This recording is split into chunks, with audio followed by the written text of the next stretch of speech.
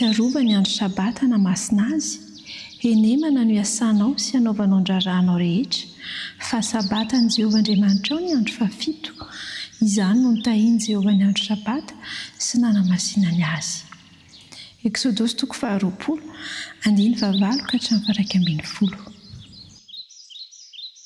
Nomen'Andriamanitra 7 andro isika rehetra.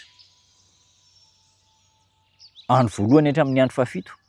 Fanomezana nomen'Andriamanitra antsika io mba hahafahantsika mikarakara ny momba antsika, hahafahantsika miasa.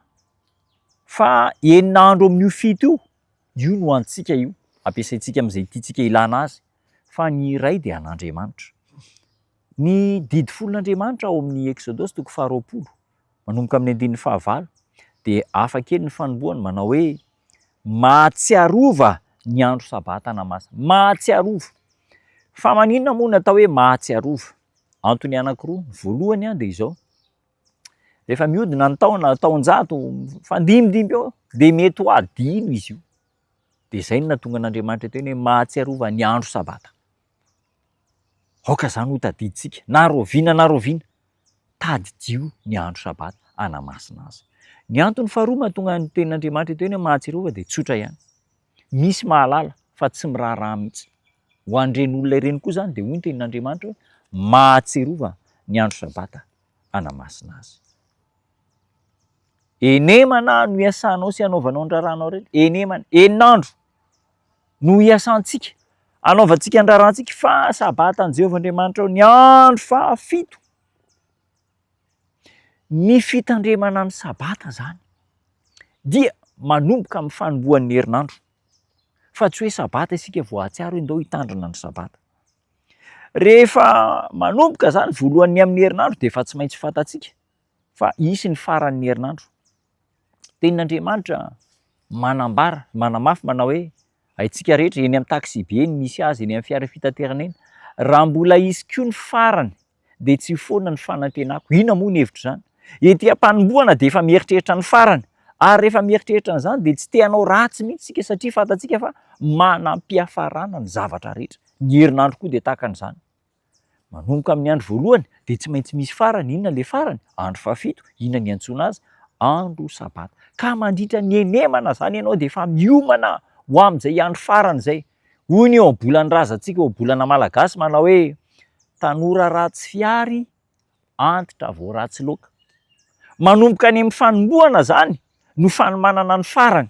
Fa rehefa ratsy fanombohana ianao dia ho ratsy koa ny fiafarana. Dia ohatra izany koa ny sabatan'Andriamanitra. Vao manomboka amin'ny herinandro dia tokony mieritreritra, isy farany ity herinandro ity. Inona ny farany? Sabata. Inona ilay sabata? Andro fitsarana, fankalazana an'Andriamanitra. Ka misy hevitra matanjaka be ity. Ho faizin'Andriamanitra amin'ny tsorakazo ny fandikanan'ny lalàna satria nandray fahazavana ianao kanefa tsy nandeha mifanohitra amin'izay fahazavana rehetra nomena antsika. Izao ny ambaran'ny tenin'Andriamanitra ao amin'ny Lioka 2:7-7. Lioka 2:7-7 manao hoe fa ilay mpanompo tsy nahalala ny sitrapon'ny tompo, fa ilay mpanompo izay mahalala ny sitrapon'ny tompony ihany, ka tsy miomana na manao izay sitraky ny fony dia ho kapohany. Fanoharana zany. Fantatry ilay mpanompo ihany ny sitrapon'ny tompony fa tsy ny raharaha iny sy tsy nataony. Dia ho voasazy koa izy. Ry namana, fantatsika ny sabatan'Andriamanitra. Ndao hiasa mandritra ny herinandro. Ataontsika izay mahasoa antsika fa anankiray ny an'Andriamanitra dia ny sabata. Dia ho tandremantsika izany. Indraindray sasa foana sika olombelona, tena sasa foana. Fa mihevitra fa manao izay mahazo manao izay tiantsika atao. Ka afaka manao marimaritra iraisana amin'Andriamanitra. Izao anefa tena fandikanany tsotra izao ny didin'Andriamanitra. Ny fampiasana na dia segondra iray monja aza amin'ny oran'ny sabata ka hanaovana ny raharantsika andavanandro. Tena fandikana tsotra izao ny didin'Andriamanitra. Noho izany ampirisiana isika. Ekena fa tsy tanteraka e. Marina izany, tsisy tanteraka. Mbola eto an-tany tsika fa ny hafatra izany dia izao. Ny ampiasantsika ny herinandro araka ny tokony ho izy. Iasantsika. Ary rehefa tonga ny sabata dia atokana ho an'Andriamanitra. Ary izany ny anton'ilay atao hoe andro fiomanana, andro paraseva, miomana ho amin'ny sabata. Amin'iny izany tonga dia homanina daholo ny akanjo, ny sakafo, ny rehetrarehetra momba antsika. Dia rehefa tonga ny maty masoandro, ny andro fahaenina, avela avokoa izay rehetra tsy araka an'Andriamanitra, fa hifantoka tanteraka amin'izay momba an'Andriamanitra. Raisinao ve zany? Ampiarinao ve zany? Da ho ampiarina re, ahasambatra antsika anie zany. Dia hivavaka isika.